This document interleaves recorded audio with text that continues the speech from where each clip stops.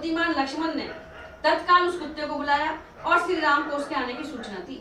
वहां आए हुए कुत्ते की ओर देखकर श्री राम ने कहा, सार में तुम्हें जो कुछ कहना है उसे मेरे सामने कहो, यहाँ कोई भय नहीं है।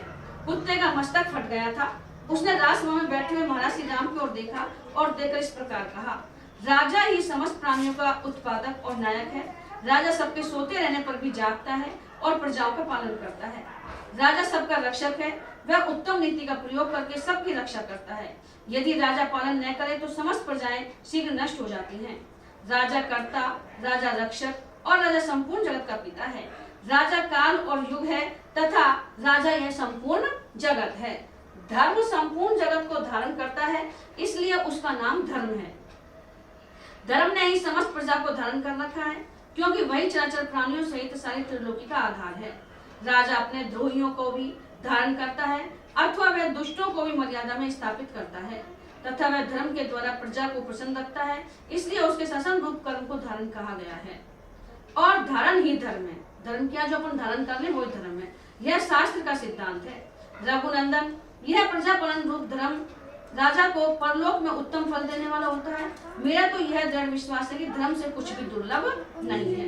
श्री राम दान, दया, सत्पुरुषों का सम्मान और व्यवहार में सरलता यह परम धर्म है। प्रजाजनों की रक्षा से होने वाले उत्कृष्ट धर्म यही लोक और परलोक में भी सुख देने वाला होता है। उत्तम व्रत का पालन करने वाले रघुनंदन, आप समस्त प्रमाणों के भी प्रमाण हैं। सत्पुरुषों ने जिस धर्म का आचरण किया है वह आपको भली भांति विदित ही है। राजन, आप धर्मों के परम धाम और गुणों के सागर हैं। नृप श्रेष्ठ, मैंने अज्ञानवशी आपके सामने धर्म की व्याख्या की है। इसके लिए मैं आपके चरणों में मस्तक रखकर क्षमा चाहता और आपके प्रसन्न होने के लिए प्रार्थना करता हूँ। आप यहाँ मुझ पर कुपित न हो। कुत्ते की यह बात सुनकर श्री रघुनाथ जी बोले, तुम निर्भय होकर बताओ, आज मैं तुम्हारा कौन सा कार्य सिद्ध करूं? अपना काम बताने में विलंब न करो। श्री राम की बात सुनकर कुत्ता बोला, रघुनंदन, राजा धर्म से ही राज्य प्राप्त करे और धर्म से ही निरंतर उसका पालन करे। धर्म से ही राजा सबको शरण देने वाला और सबका भय दूर करने वाला होता है। ऐसा जानकर आप मेरा जो कार्य है उसे सुनिए। प्रभु, स्वार्थ सिद्ध नाम से प्रसिद्ध एक भिक्षु है जो ब्राह्मणों के घर में रहता है। उसने आज अकारण मुझ पर प्रहार किया है। मैंने उसका कोई अपराध नहीं किया था। कुत्ते की यह बात सुनकर श्री राम ने तत्काल एक द्वारपाल भेजा और उस स्वार्थ सिद्ध नामक विद्वान भिक्षु ब्राह्मण को बुलवाया। श्री राम को देखकर उस महातेजस्वी श्रेष्ठ ब्राह्मण ने पूछा, निष्पाप रघुनंदन, मुझे आपको क्या काम है? मुझसे आपको क्या काम है? ब्राह्मण, हाँ, क्यों बुलाया है? ब्राह्मण के इस प्रकार पूछने पर श्री राम बोले, ब्राह्मण, आपने इस कुत्ते के सिर पर जो है प्रहार किया है उसका क्या कारण है? विप्रवर, इसने आपका क्या अपराध किया था जिसके कारण आपने इसे डंडा मारा है?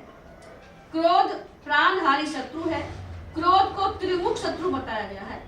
क्रोध को त्रिमुख शत्रु, जो ऊपर से मित्र जान पड़े किंतु परिणाम में शत्रु सिद्ध हो, वह मित्रमुख शत्रु है। ऊपर से तो मित्र है लेकिन भीतर से वो शत्रुता रखे। क्रोध अपने प्रतिद्वंदी को सताने में सहायक सा बनकर आता है, इसलिए इसे मित्रमुख कहा गया है।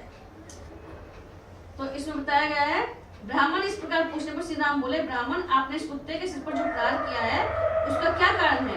तो विप्रवर, उसने आपका क्या अपराध किया इसके कारण आपने उसे डंडा मारा? तो क्रोध प्राणहारी शत्रु है। क्रोध को मित्रमुख शत्रु बताया गया है। क्रोध अत्यंत तीखी तलवार है तथा क्रोध सारे सद्गुणों को खींच लेता है।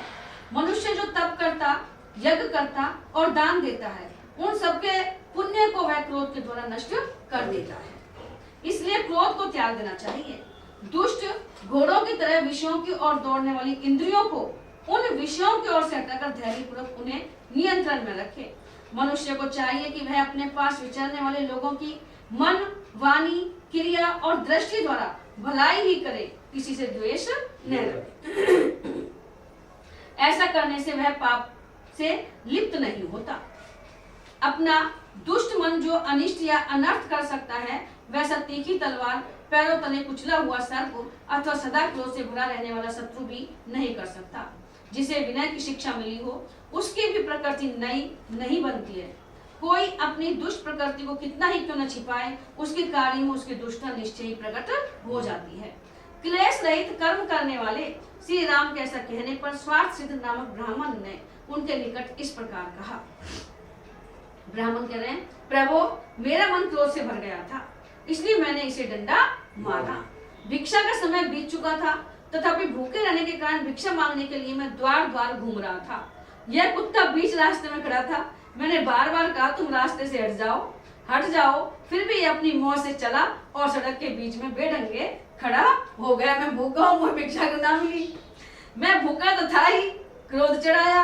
राजाधिराज रघुनंदन, उस क्रोध से ही प्रेरित होकर मैंने इसके सिर पर डंडा मार दिया। मैं अपराधी हूँ, आप मुझे दंड दीजिए। राजेंद्र, आपसे दंड मिल जाने पर मुझे नरक में पड़ने का डर नहीं रहेगा। यानी कुछ कार्य तो ऐसा है जो तुरंत अपन को दंड मिल जाए कर्म।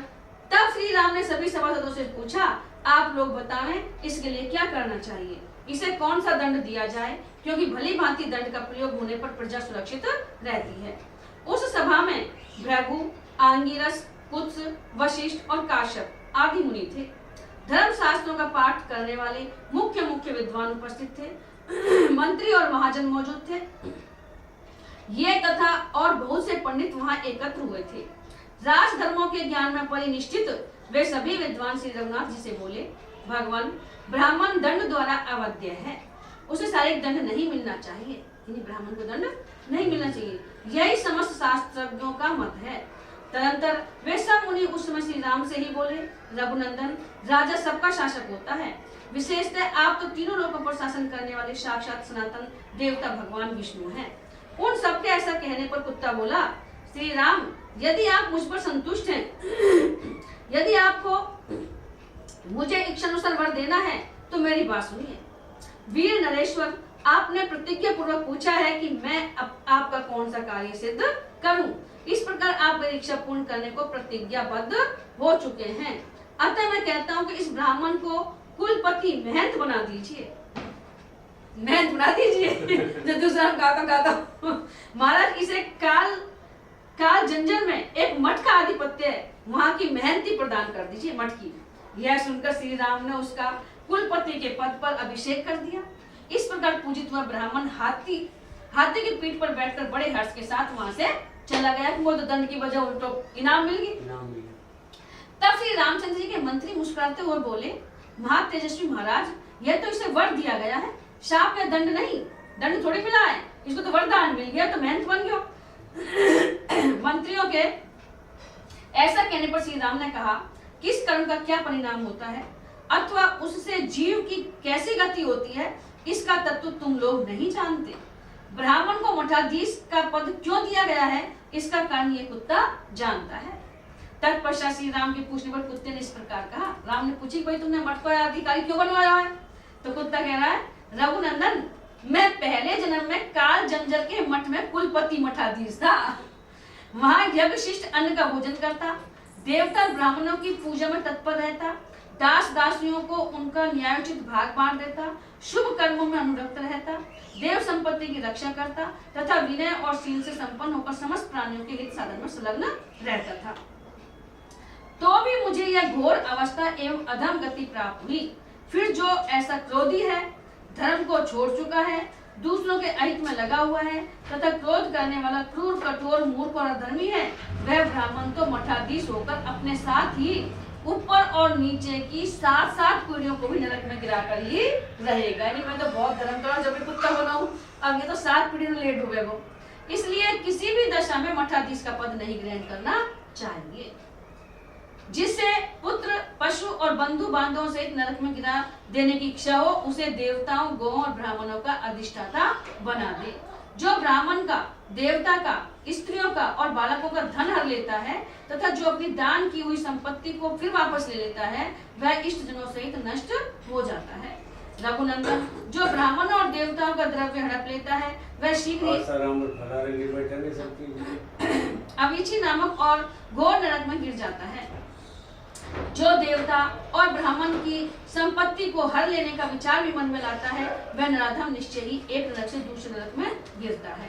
कुत्ते के वचन सुनकर श्री रामचंद्र के नेत्र आश्चर्य से खिल उठे और वह महातेजस्वी कुत्ता भी जिधर से आया था उधर ही चला गया। वह पूर्व जन्म में बड़ा मनस्वी था, परंतु इस जन्म में वह कुत्ते की योनि में उत्पन्न होने के कारण दूषित हो गया था।